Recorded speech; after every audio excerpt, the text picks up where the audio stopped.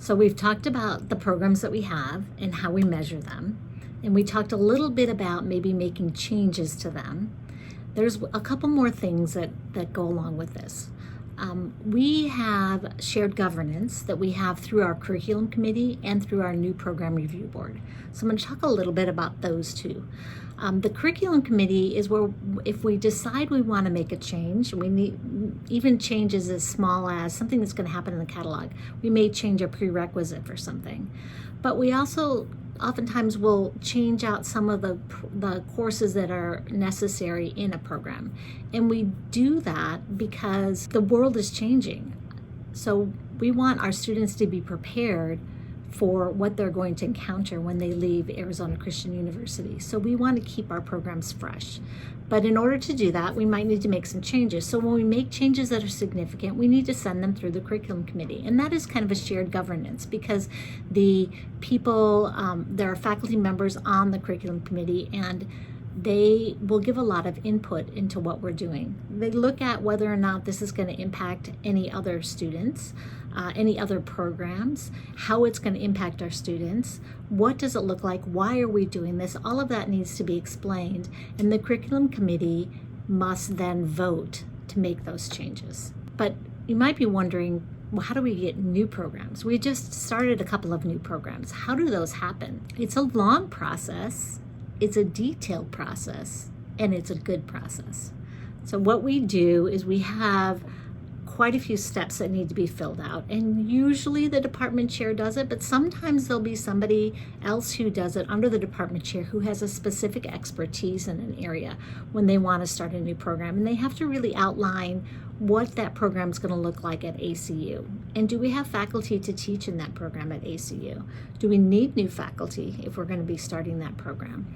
Do we have any courses that we are currently offering that we can use in that program?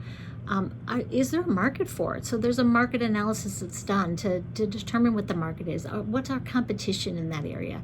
So there are detailed forms that the person who's submitting the new program that they want to have ACU look at, there's quite a few details that they fill out. And then that is submitted to the new program review board. And that board does have faculty on it.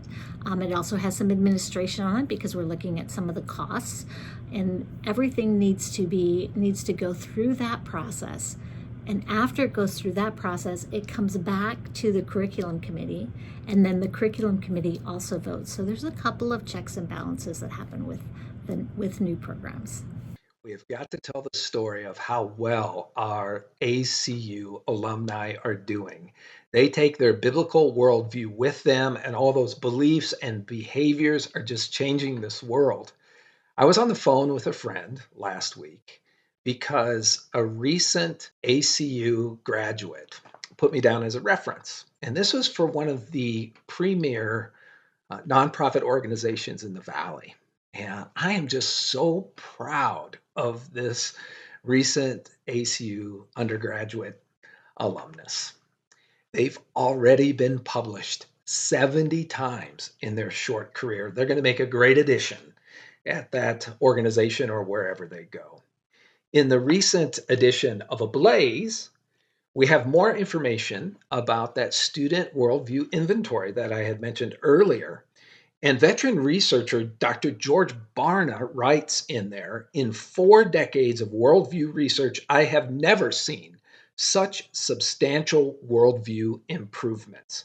What is happening at ACU is truly extraordinary. And while you're there, check out the class notes section. You'll see that someone from the class of 25 just signed a professional baseball contract. From that class of 23, a person is a vice president of a construction company. Another is a financial services rep at Morgan Stanley. From the class of 16, there is the pastor of youth and connections at a church in Glendale. We have a lot of Firestorm graduates serving as pastors and missionaries and superintendents of denominations. A graduate from 97 published another book.